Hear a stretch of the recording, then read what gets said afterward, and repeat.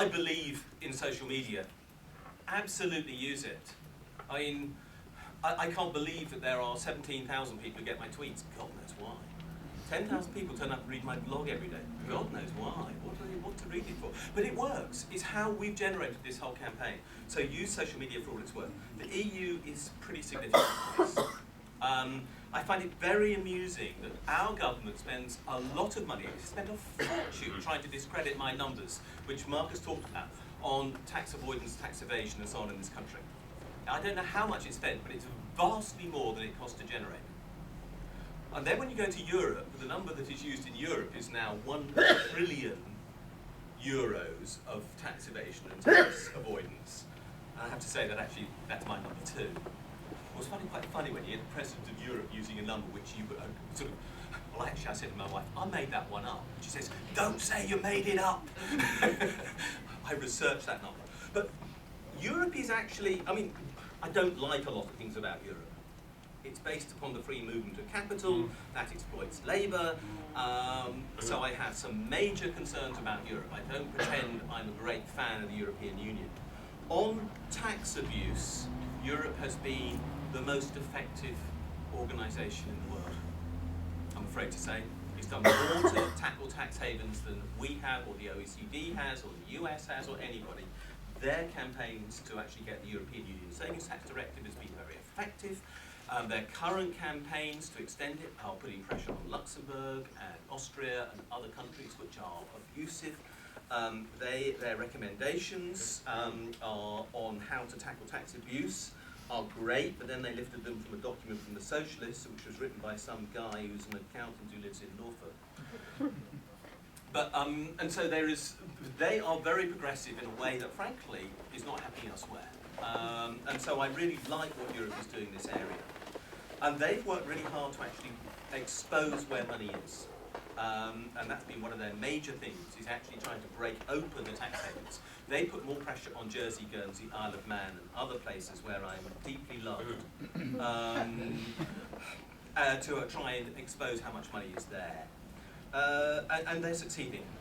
Land value taxation is something I approve of, because council tax is a horribly regressive tax and it's only been made more regressive by the change as from 1st of April this year, where everybody has to pay something, whatever their level of income. That is obviously deeply unfair. And remember, this is a tax that is basically capped at £3,000 a year for anybody, however expensive their property is. That's obviously wrong.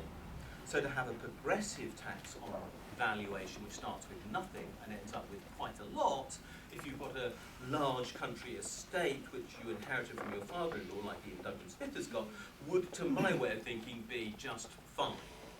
But can land value taxes replace all other taxes? No, I'm sorry, that's a pine tree.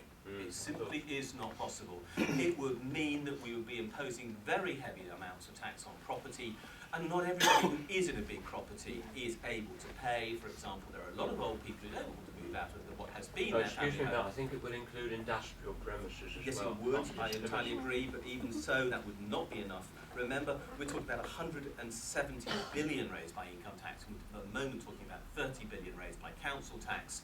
The rates would have to be phenomenally different. It would be incredibly difficult to collect. And like it or not, multinational companies would still shift their profits out of this country, and land value tax would not stop that. They would pay something. Most of them pay something now, but it would certainly not replace it. It would be a worse overall position.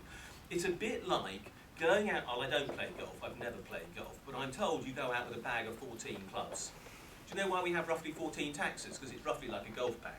You know, if you want to get out of, I was going to say a sandpit, it's a bunker, isn't it? Shows how little I know about golf. You don't apparently use a putter, you use a sand wedge. Well, we need different taxes for different reasons. We have a complex tax system in this country because we have to deal with a complex world we live in. And so land value tax should be in the bag, but it certainly shouldn't be the only one in your bag. Okay, I'm going to bring Mark in on this as well, because I believe he knows about golf. I was deferring on the land value tax. I just want to make two quick points. On the woman who raised the issue about the 23 billion being taken off the sick and disabled, and I think it's absolutely vital that people's attention is drawn to what the real cost is. I also think we've got to humanise a lot of this. I mean, I made a speech to our conference yesterday, you know, where tragically we talked about the first suicide over the bedroom tax, where a 53-year-old woman threw herself in front of a lorry, or I think it was a lorry, because she had £20 a week extra in terms of rent. Where I live in Croydon, the Croydon Council put on a day where people with houses could all come and do a swap. And you think you never thought you'd see the day where people are coming and saying, well, I'll swap my 2-bedroom for your 1-bedroom because of what is being whipped up. And I think it's obscene. It's utterly obscene. And that doesn't even begin to look at the people in Stoke Newington and they wanted to relocate to Stoke and Trent. You know, what about the families who've lived in communities, kids go to school and everything else. So we've got to humanise it, and I think we've really got to draw home the real issue. But I do think there's another side to this, which is that if we don't get unity in our campaigning, I have a worry there'll be a danger that people will start people. And we have already found in PCS that our members have been attacked in job centres, that there are people who've started saying, you know, that we should refuse to deduct sanctions, and that we've had people, you know, who've had red paint thrown over them. In Norwich, somebody drove a car through the front door of a job centre that could have killed someone. Violent assaults are up.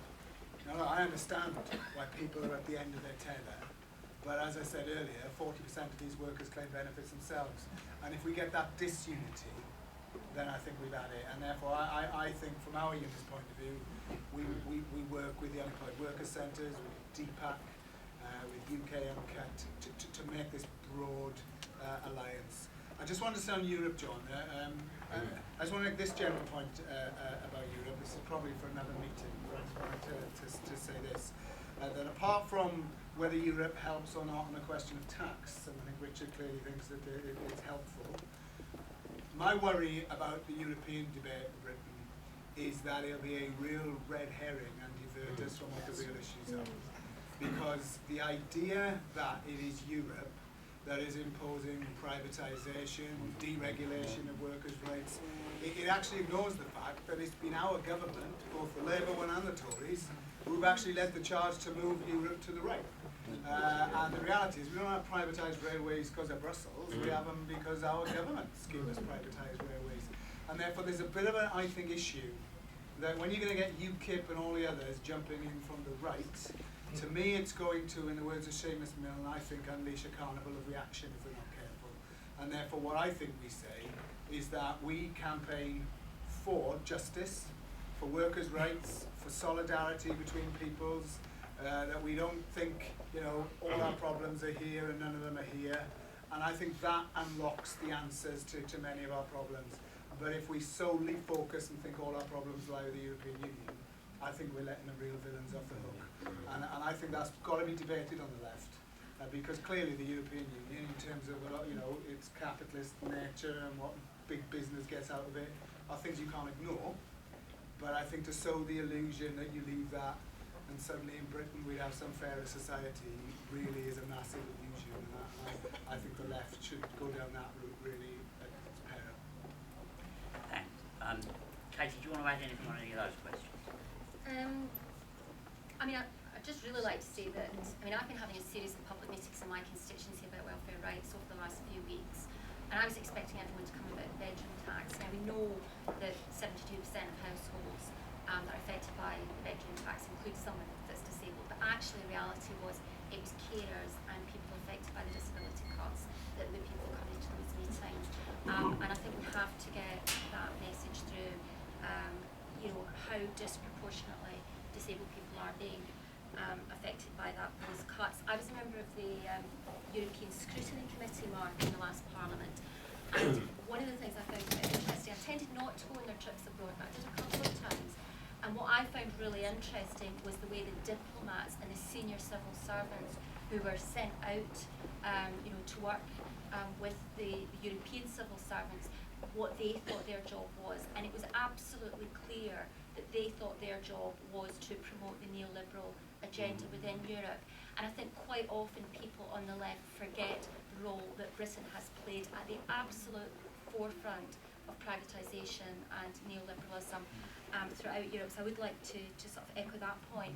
But the other sort of point I was going to make is the issue about land value tax. I represent a Scottish constituency, And one of the things that I'm looking at the moment is land value tax, because it's something that's devolved to the Scottish Parliament. So what some of us on the left are doing at the moment is trying to look at what kinds of policies should we be arguing should be taken forward in Scotland. And I think land value tax is exactly the kind of policy we need to look at. I mean, I know from being a Labour MP in the 8 years that I've been there, I've met quite a few Tory MPs who either own chunks of my constituency or who have family members that own chunks of my constituency. And Scotland, I think, is exactly the kind of place that we actually really need to look at the value of land, because the reality is money is hidden, and we need to really map out where the wealth is in our country and work out how we actually get access to it. And I think land is something we can't forget in that whole discussion. Thanks very much. Now, I can take 2